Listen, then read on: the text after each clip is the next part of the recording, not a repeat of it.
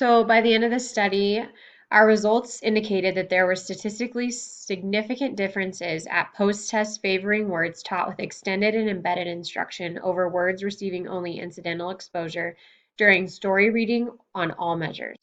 These findings are consistent with a growing body of research documenting the efficacy of directly teaching word meanings to young students within oral language activities, such as storybook readings. So throughout all three forms of research, you really find that there is a trend in terms of explicit vocabulary teaching and that type of instruction, connecting background knowledge to new knowledge, including vocabulary instruction spread across different content areas and relating to students in as many ways as possible, and also making sure that the exposure makes sense and that it is repetitive and explicit instead of maybe a little less meaningful while trying to build